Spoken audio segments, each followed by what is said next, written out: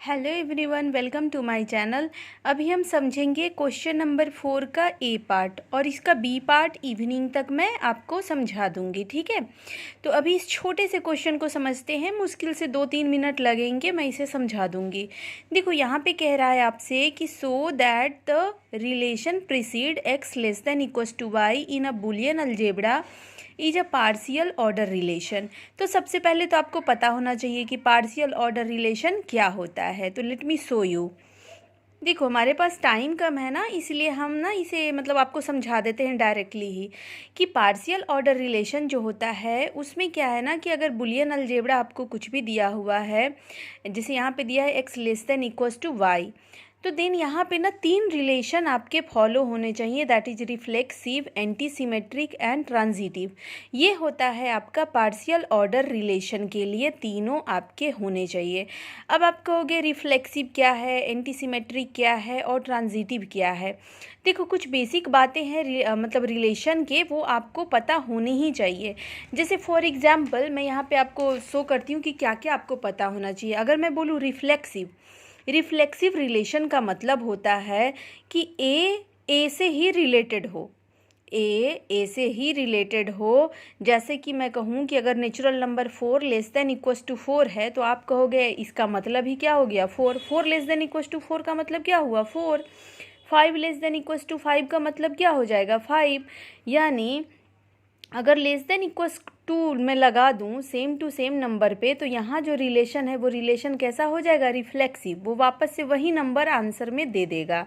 बात समझ में आया आपको। फिर देखो अगर मैं बोलूँ सिमेट्रिक रिलेशन की अगर मैं बात करूँ कि क्या होता है, तो जैसे कि अगर ए रिलेटेड टू बी है और बी रिलेटेड टू ए है, देन जैसे कि मैं कह रही हूँ कि दो लाइन पैरेलल है, L1 L2 के पैरेलल है, L2 L1 के पैरेलल है, तो दोनों बातें एक दूसरे दोनों ही बातें सही है ना आपका। यानी ए रिलेशन टू बी और बी रिलेशन टू ए यहाँ पे क्या हो गया सेम हो गया। क्लियर है ये चीज़। तीसरा है कि ट्रांजिटिव प्रॉपर्टी क्या होता है, इसे भी समझ लो आपकी। अगर मैं बोलूँ कि ए बी से रिलेटेड है और बी सी से रिलेटेड है, तो ए आपका सी से रिलेटेड होना चाहिए।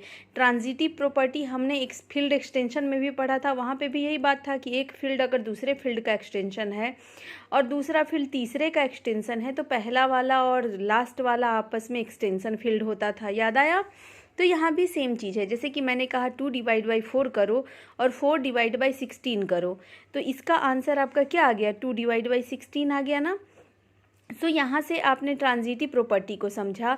अब मैं आपको समझा रही हूँ एंटी सिमेट्रिक, क्योंकि ना ये सब चीज़ें आपको अगर पता नहीं रहेगा ना तो फिर मुश्किल में पड़ जाओगे। क्वेश्चन में आपका कुछ भी पूछ सकता है ना छोटे छोटे टर्म डिफाइन करने के लिए।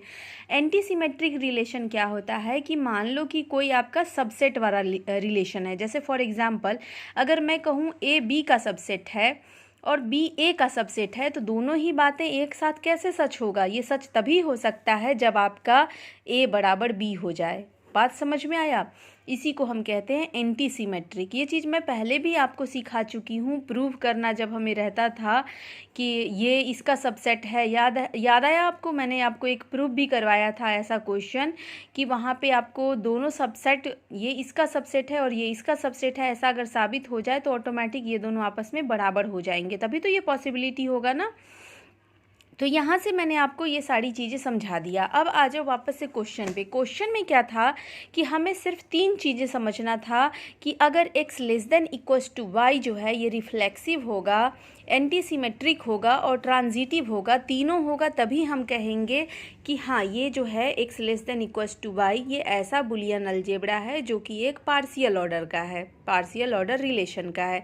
तो सबसे पहले हम ना चेक करते हैं कि क्या ये रिफ्लेक्सिव है। तो देखो x less than equals to y में अगर आप x कुछ भी उठा लो, x अगर कुछ भी उठा लो और x इंटू एक्स करोगे तो वापस से आपको x ही मिलेगा। क्लियर है ये चीज़। यानी यहाँ पे आपका a रिलेशन टू a करोगे, यानी कि x रिलेटेड टू x करोगे। यहाँ रिलेशन क्या है जरा ध्यान से देखना, रिलेशन क्या है लेस देन इक्वल्स टू का। क्लियर है। अगर मैं x less than equals to x कर दूँ तो वापस से x ही आएगा ना। y less than equals to y कर दूँ तो वापस से y ही आएगा। क्लियर है ये चीज़। तो यानी ये क्या है आपका रिफ्लेक्सिव है। क्लियर।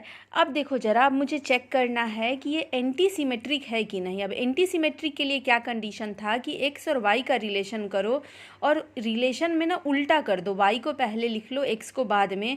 तो ऐसा तभी होगा जब x is equals to y होगा, तभी हम कहेंगे ये एंटी सिमेट्रिक है। अब ज़रा ध्यान से देखो, मैंने कहा कि आप ना x less than equals to y लिखो। देखो ज़रा ध्यान से, मैं कह रही हूँ कि x less than equals to y है और एंटी सिमेट्रिक चेक करने के लिए y less than equals to x ले लेते हैं। इसका उल्टा कर दिया मैंने।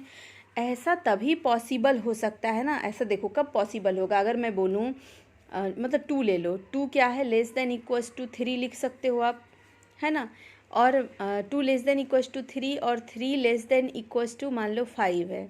क्लियर है। तो ये आपका x है, ये y है, ये y है और यहाँ पे ये x तो है नहीं, ये तो कुछ और ही हो गया। तो ऐसा कब पॉसिबल है कि ये रिलेशन मेरा मतलब जो है आंसर, मतलब ये जो दोनों ही बातें एक साथ सत्य हो जाए। ये सत्य तभी हो सकता है जब आपका x इज इक्वल्स टू क्या हो जाए, y हो जाए। जैसे 2 को आप लेस देन इक्वल्स टू 2 लिखोगे, फिर 2 को लेस देन इक्वल्स टू 2 लिख सकते हो। बात समझ रहे हो आप। कोई भी चीज़ ऐसा हो सकता है कि एक इससे मतलब छोटा है और फिर ये वाला इससे छोटा हो जाए। ऐसा पॉसिबल तभी है जब आपका दोनों चीज़ इक्वल हो जाए, क्योंकि इक्वल का भी तो साइन है ना, ये हमें बचा लेगा। ठीक है। तो यहाँ से आपने देखा कि ये आपका एंटी सिमेट्रिक भी है। क्लियर। अब हम देखते हैं कि क्या ये ट्रांजिटिव है। तो ट्रांजिटिव के लिए क्या था, हमें देखना था कि अगर x less than equals to y है और y less than equals to z है, तो आपका ऑटोमेटिक x और y में भी ये रिलेशन आना चाहिए। अच्छा, यहाँ पे रिलेशन रिलेशन रिलेशन जो मैं बोल रही हूँ बार बार, वो रिलेशन आपका क्वेश्चन में ऑलरेडी दे दिया है, लेस देन इक्वल्स टू वाला। क्लियर है ये चीज़। तो ये तो आप जानते ही हो कि अगर ऐसा होता है तो ये तो होगा ही ऑटोमेटिक, है ना। यानी यहाँ पे हमने देखा कि लेस देन इक्वल अगर है तो रिफ्लेक्सिव भी है, ट्रांजिटिव भी है और आपका एंटी सिमेट्रिक भी है। क्लियर है। आई होप कि आपको ये क्वेश्चन समझ में आया होगा। एग्ज़ाम में आपको क्वेश्चन कैसे लिखना है, ऐसे ही लिखना है कि हम जानते हैं कि पार्शियल ऑर्डर रिलेशन तभी होगा जब तीनों प्रॉपर्टी को फॉलो करेगा।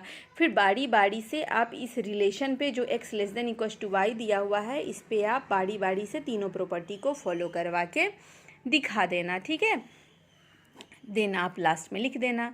जो आपको प्रूव करना था वो प्रूफ हो गया। Thank you, keep watching and supporting me. Bye bye.